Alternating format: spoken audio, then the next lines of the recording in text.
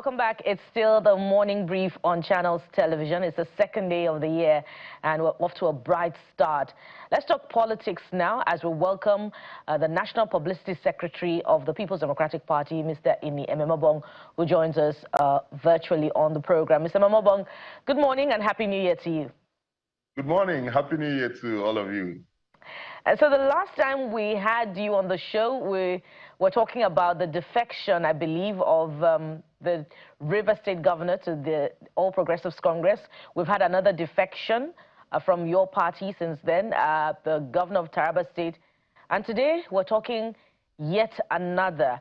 Governor Caleb Mutfwang has announced his resignation, and he has thanked your party for the opportunity given to him, but citing recent crisis within the party, he's had to exit. How's the party processing this?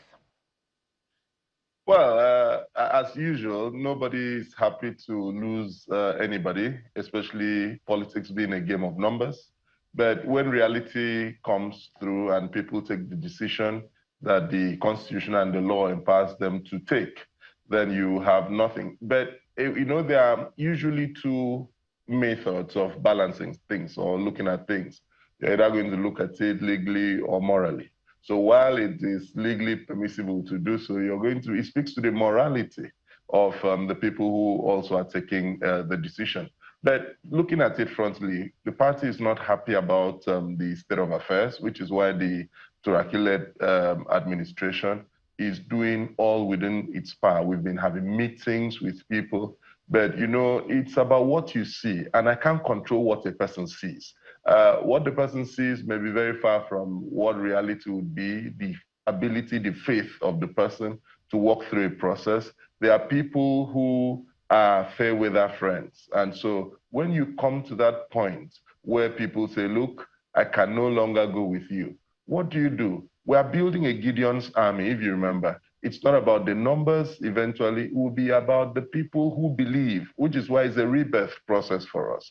And for those who believe that a rebirth can happen, this party was built by few people, and many people eventually became beneficiaries of what few people built. And if we even go to the APC, and you remember that the AD, which is where the APC came from originally, was down to one governor, Bola Tinubu alone, after 2003 elections. But that did not stop them from rebuilding. So we have a history in our country where an opposition party has rebuilt from one governor. And I can tell you, like when I said before, I said when the PDP started in 1998, there was no governor, no senator. The people came around and made the governors and the senators. So if the people made by the party have left, then what we are doing now is to get back to those people who have been making and say to them, look, we're rebuilding this party. We want a rebound, we want a rebirth, and we want a retake. Well, Mr. Ememobong, it's a tough place to be for the PDP right now, losing 8 governors in the space of 1 year. That is some record, right? And at this rate, it's been said that if we go at this rate, by half this year, the PDP will not have any governor anymore, because if you had lost 8 in 1 year, in 6 months, going by that data, you can just lose the remaining 4 or thereabouts. So I understand how you're processing this. You know, there's the moral angle and the legal angle as well. But I want you to speak to those who have left, right? Because this is a party that you fought against. I'm talking about the APC, and you continue to fight against, saying, well, Nigerians deserve better. So what do you think that these governors see in that same APC, which the PDP has consistently said is not the best for Nigeria? What do they see in the APC? Kelly, it's the emergence or re-emergence or the coming to the fore of the fact that we're playing politics without principles. Because if you go back to the campaign speeches of the people who are defecting today in 2023, you would hear how much of the bad things they said about the APC. So the question for them is, what has changed between then and now? Is it just a matter of convenience and comfort? And you know that the true test of a person of principle is not at times of convenience. It is in times of inconvenience and great contradictions. That is when people are able to stand true to their values and to rise above, which is why we are saying, okay, look at, for example, this mass drift affects governance critically. Like now, the president unilaterally sat and approved the waiver, wrote off the indebtedness that NMPC was supposed to bring to the federation account. Now that almost all the governors are there with them, it's impossible for the governors to invoke the original jurisdiction of the Supreme Court to question that the president, as the head of the federal government, cannot unilaterally sit and wipe off monies owed to the federation, because the federation is made up of the local government, the states, and the federation, and the federal government. So this affects. I mean, look at even the commencement of the tax laws. It's going to affect things in a way and manner that will negatively affect the movement of democracy and does not help with democratization and the consolidation, therefore. So the question for them, when they will be going for campaigns, is the fact that we would simply put their 2023 campaign against their 2027 campaign, because most of them are saying, look, we need a stable platform to go for elections. We acknowledge the fact that there are problems in the PDP, and we're not being irresponsible about that. But we are saying to them that the problems in the PDP were caused by human beings, and they were leaders of the party at the time when these problems were there. So when you're pointing accusing fingers at the PDP, you're simply having four fingers pointing back at you to say, what did you do when this crisis was there? Because human beings created the crisis. And if you know how powerful the Governors Forum, though not an organ of the party, is, you will know that these are the people. So when they say that there's problem in the party, they're simply saying they're also the problem. And we know that they're also exporting this problem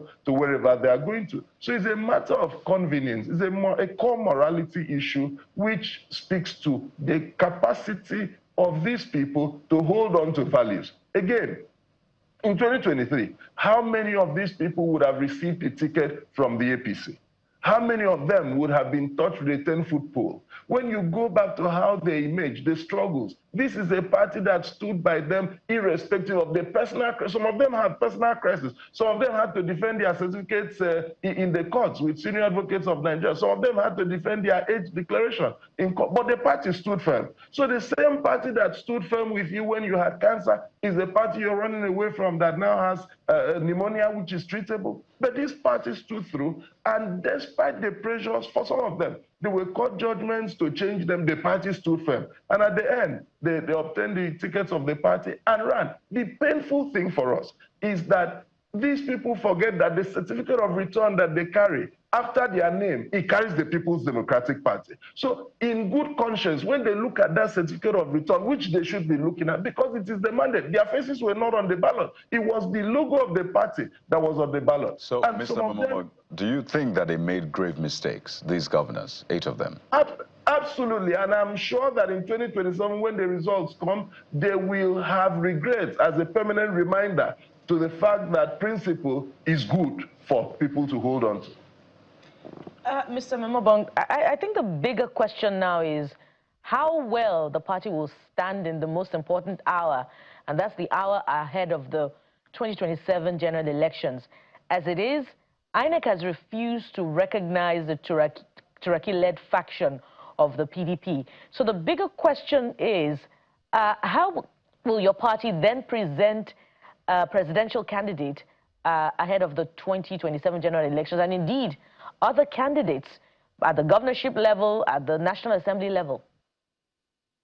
Now, we're in court at the Court of Appeal, and we're expecting that in Q1, between January and February, that matter should be dispensed with, because the judiciary also understands the implication and importance of this. We've also filed motions for accelerated hearing, and so that should put paid to that. If we are done in the Court of Appeal, then heading to the Supreme Court, I can assure Nigerians that the People's Democratic Party will file candidates. For what happened in Ekiti, we're also taking legal steps to ensure that the candidate of the party is recognized, because INEC monitored those processes. INEC has a report on those processes.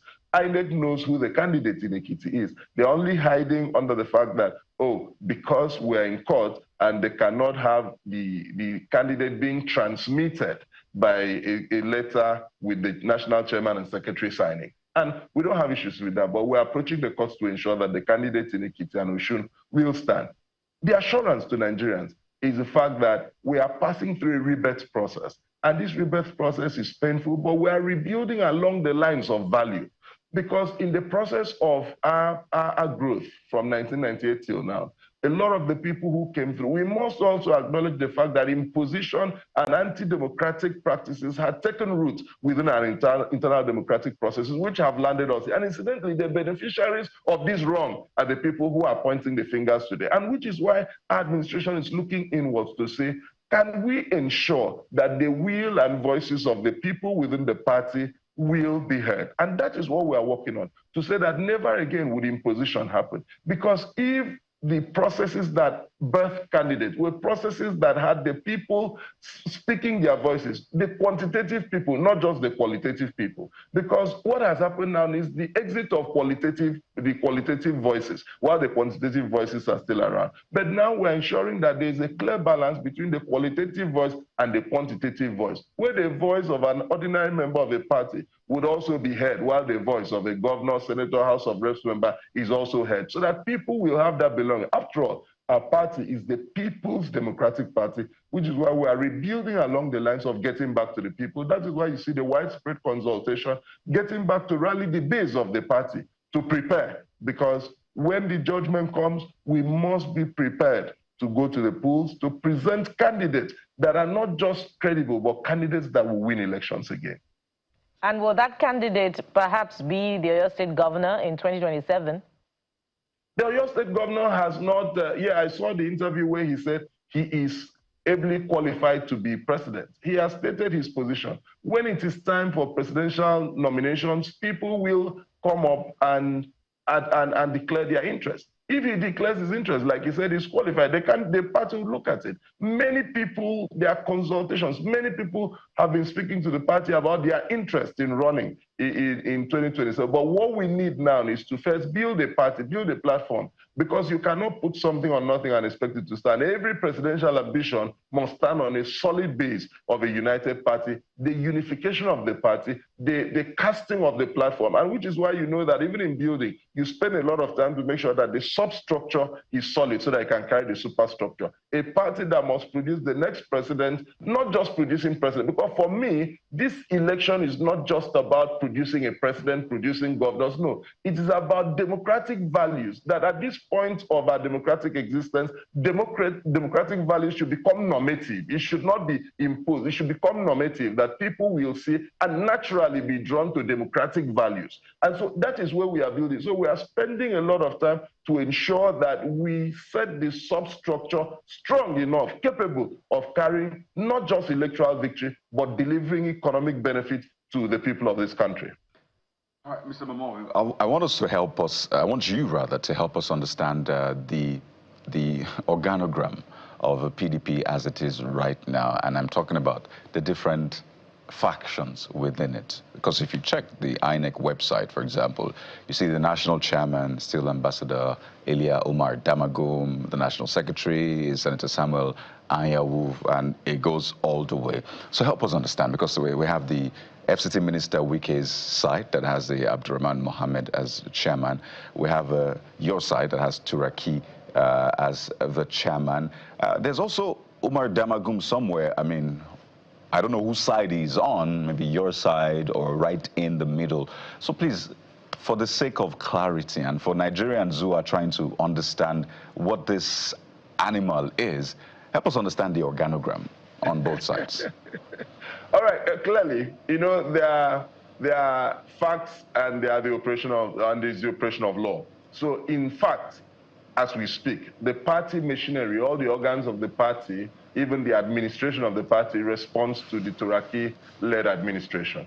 But in law, why the Umar Damagum name is still on board on the INEC portal is because INEC says there is a court judgment that restrains them from accepting the outcome of the Ibadan Convention, and we don't have issues with that. And that's part of the reasons we are in the Court of Appeal.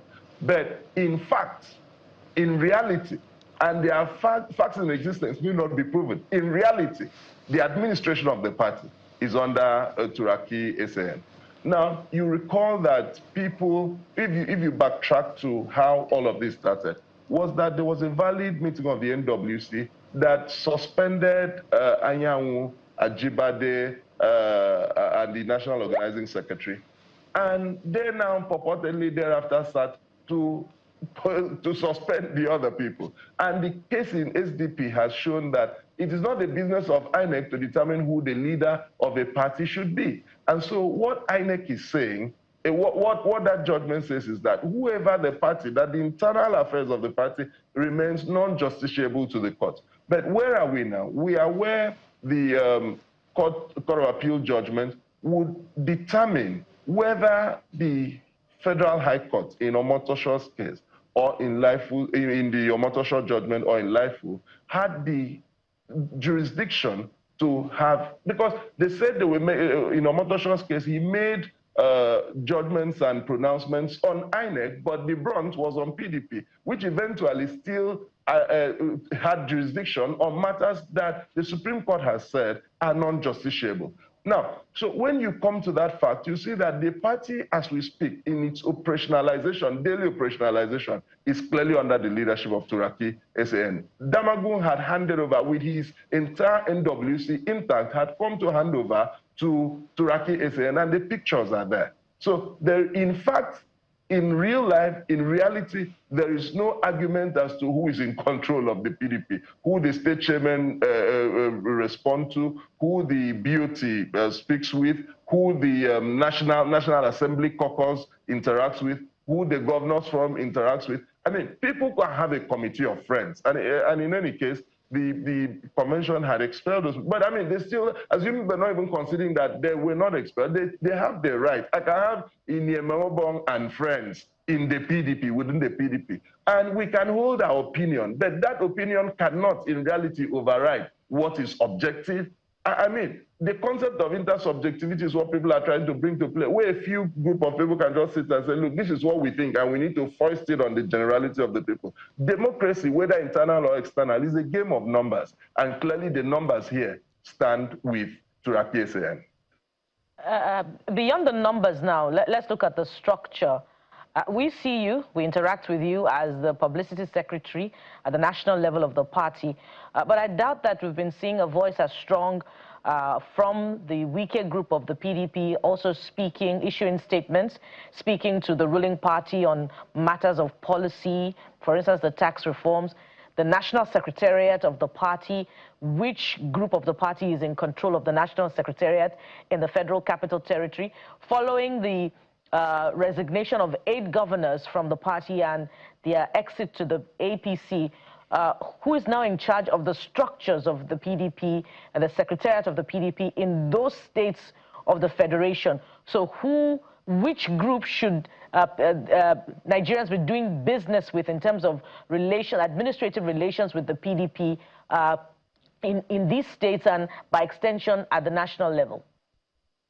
Clearly, and that's a litmus test to show, because the duty of an opposition is to provide alternative to government, is to hold government to account, is to align with the people. And so when you use that litmus test, you can clearly see where the division lies. The people on the other end, assuming they're not considering that they were a faction, the people on the other end cannot, and we dare them issue a single statement against the president, because they have said that it is the agreement to support the president for 2027. And that becomes the sole reason for the entire crisis in the party, because people think that, look, we have made a promise to the president to hold PDP. Whatever that holding means, I do not understand. So that becomes the test, that becomes the defining line, what we are doing as a party. And so anyone who wants to relate with PDP as an opposition party clearly knows that it's the Turaki SAN group, that the main body of the PDP, the Turaki, led by Turaki, that they would deal with. But if you want an appendage, a PDP that is an appendage of the APC, then you're free to go there. But immediately you're looking at the execution of what a political party should do, hold government to account. We have issued countless statements holding government to account, and we'll continue to do so. In the New Year message we released yesterday, we said we will continue to speak truth to power. We have offered alternatives on various bases. We have also criticized the administration, albeit very constructively. party. We're not going to play the type of opposition the APC played in 2013 to 2015 because we need this country. It's not about an election. It's about owning the country. It's about, at the end of the day, not just winning the election, but winning the hearts and minds of people. Because the polarization that comes immediately after every election, they must be healing after that. But the division, it depends on how deep the cut was during elections that will determine how fast the injury can go, which is why we are being very civil about the way we are approaching this. But if it is to hold government to account, you can clearly see that Turaki-led administration and the entire organs of the party have said to you, state chairmen, all of them, when we had a function, 31 of them were there. Some sent excuses because they couldn't make it. When we had that function, you saw that the National Assembly caucus, Abba Moro, and the caucus in the House of Representatives were with us. When we had that function, you saw former governors, former ministers forum. You saw the Board of Trustees as legitimately constituted responding. So the entire administration, both the staff of the party, are under the leadership of Turaki SAN. So when it has to do, remember that the administration and the administrative headquarters are two different things. The soul of the party and the carcass is there. When it has to do with the secretariat of the party, which the police has arbitrarily put under lock and key, we are still in court about that. But the fact that, I mean, a political party like a church is about the souls of people, because that's why the Bible says where two or three are gathered. But if two or three are gathered within a place called a church, where two or three are gathered within a place, any place, even outside, the church is formed. So where the soul of the party is, that there the party is. And as we speak today, that soul of the party is being administered, controlled, and delivered by the Turaki SAN. All right. Quite a number of things to touch on. I remember your trajectory as commissioner in Akwa Ibom State. Your governor, your principal then, defected to the APC, but you stayed behind. I'm really curious to know what you were offered and why you chose to stay behind in that sense. But more importantly, let's talk national issues now. Maybe you give us that scoop sometime later. Now, the question is, do Nigerians really need the PDP? I bet you've seen President Bola Tinubu's New Year's message to Nigeria, where he spoke about 2025. In fact, for the president, he says that 2026 marks the beginning of a more robust phase of economic growth. And this is part of what he said about 2025, that it hits a lot of the targets they set economically. Inflation is now below 15%. They set a target of 15%. They even project economic growth more than what we had in the previous year. So for a lot of people, they will see the statement by the APC and say, maybe we should stay in this bus that will take us to promised land. Why do we need to jump bus to the PDP, which is not even sure where it is going? So what's the need for the PDP really, Mr. Mamo?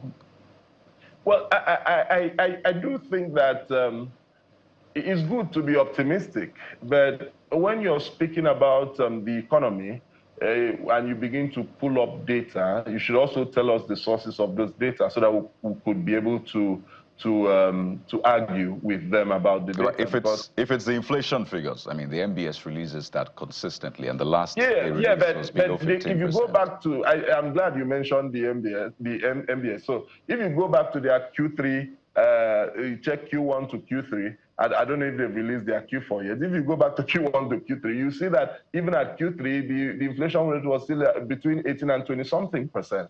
And again, when you look at that and you compare with reality, I mean, data, if you flog data well, it would look like, if you panel beat it, is amorphous. So if you hit it properly, it would look like what you want it to look like. Now, so the question on the lips of Nigerians would be, are Nigerians feeling the data?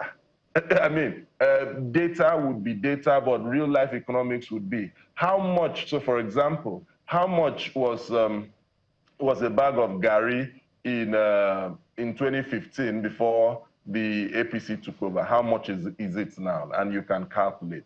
How much was the exchange rate, dollar to naira, in 2015? Because what this administration tries to do is very seriously trying to delineate itself, to exorcise itself from the APC administration of the last 8 years. No, they will not. We will take them as a collective. When we are having this discussion, we're talking about the 16 years of PDP, we'll talk about the many years of the APC. So we would hold them. They are inextricably joined in a marriage, a political marriage that we'll have to discuss. Because you can't tell us, well, we took over an economy that was almost dead, but you promoted it.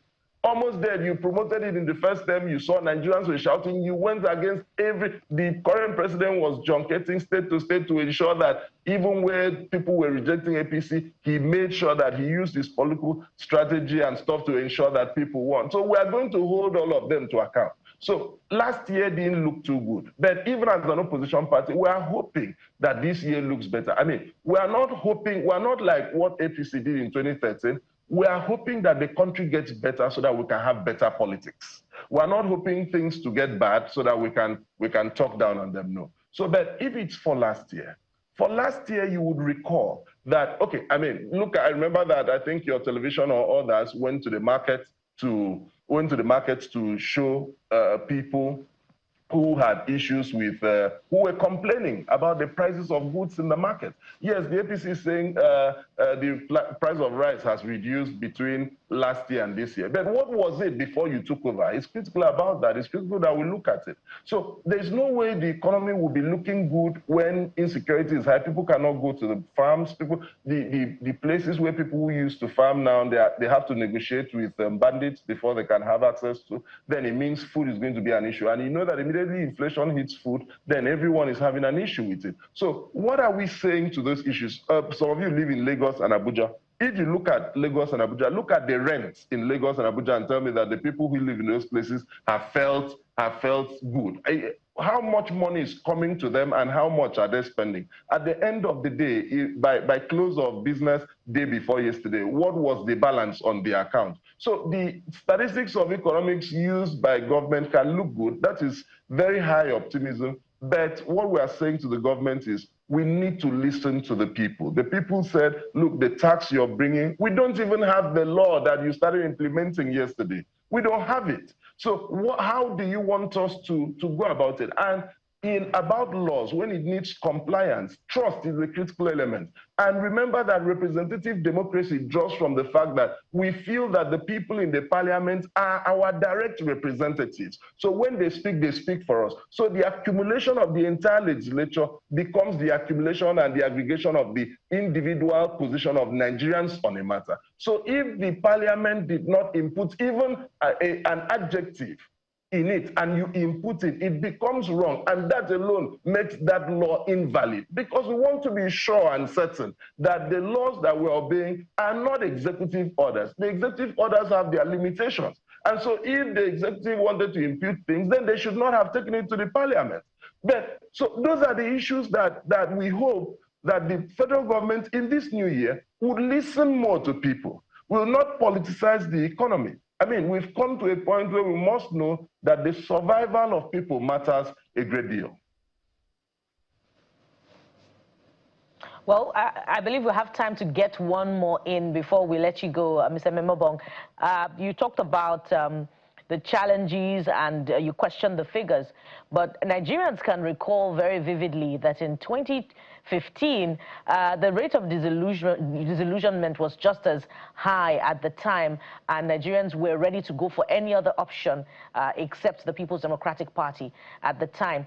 But talk to us about 2027 and what the chances would be, however briefly you can now, for the People's Democratic Party, especially against the backdrop of the party's dwindling fortunes. By our count now, you have just about 3 or 4 governors left within the party. So will there be a form of an alliance, perhaps with another party, given the current realities of the numbers? No, clearly, again, I've tried to make a distinction between the qualitative members of the party and the quantitative. And when you look at it, the fact that, for example, in the last election, we didn't have a governor in Plateau State, but we won Plateau. There were states where we didn't have governors, but we won at the presidential election and we took over government from them. And so that's what we are saying, that the people who make this happen are the people we are heading back to now. Now, so if we didn't have a governor in Plateau and we took over Plateau, you understand? And today the governor, we took over government from another party to give him is now going back to the place where we fought to get government from. So the question is, where are the people? We are getting back to the people. We are rallying the people. Yes, we are losing qualitative members, but we are not losing quantitative members. The numbers are still there because these numbers made these people, and provided these numbers are still there, will make other people. I mean, it's happened before. We've won incumbents in several states before. We have won elections in places where PDP was not in government at that point. And take note, those states, the governors may be in APC today, but that doesn't make the state APC state, because as we speak, the last election, you become an APC enclave or a PDP enclave 3 elections. As at the last election, those states were PDP. So whether the governor of Plateau has left, whether the governor of Kwara has left, whether the governor of Delta has left, the issue is their states are still PDP states, because in the last contest, that determines where the people stand, the people stood with PDP. It will take the next contest in 2027 for the people to determine, which is why the most critical asset in any election is the people. And that is why we are heading back to the people. So I can assure, whether there will be alliances in the future, I do know that in the circumstance where electoral or authoritarianism looks like the reality, and institutional uncertainty, which is the key element of every election, looks very shaky. The entire opposition must come to an understanding to be able to deal with what we are facing. When we get to that point, those discussions will flow. But I can assure you that as for the PDP is going to rebound very strong. The PDP is going to provide an excellent opposition, an alternative to the federal government, and will also lead the opposition parties to sit and think together, because we have a common adversary, we have a common opposition at that point, and therefore we must come together, which is why you'd see that we don't trade tackles with any other opposition party. No, that's not what. So we must not be divided amongst ourselves. But, Mr. Memombo, if we all agree, all agree that what we're having is not good enough, then we must think about. We have to anchor now. But the ADC has already taken that spot. Mr. Peter Obi is in the ADC right now. We have Atiku Abubakar. So really, what more is maybe the PDP should also just move into the ADC and form a coalition. No. I mean, what is happening within the ranks of the opposition, when you look at the opposition as a generic, where all of us are, is good, because we are having an opposition to what the central ruling party is doing. So but the PDP will never join the ADC? Is that what you're saying? The PDP will never join the ADC? No, the PDP is a distinct solid. In fact, you do know that anyone who aligns with the PDP has a lot of hope and focus. But will the PDP merge with the ADC? To form a coalition? I think that. Will the PDP merge with the ADC? The period for merger is over. So, but I'm telling you that for a fact, all the leaders of opposition have been talking to themselves and talking with themselves. And when the period for that discussion, matures, when we get to the point where it is ripe enough to have that discussion of, I mean, people can take nominations from whatever party, but at the end of the day, people must sit down to say, what, in terms of reality check, who can beat the incumbent? And at that point, I can tell you that the PDP will be up and very strong in that discussion. All right. We wonder if your comments mean surprises ahead of 2027, but we're waiting to find out. Thank you very much, Mr. Ememobong, the National Publicity Secretary of the People's Democratic Party. Thank you for your time on the program. Thank you very much. When we return from this break, there's more politics to talk about, so stay with us. We'll be right back.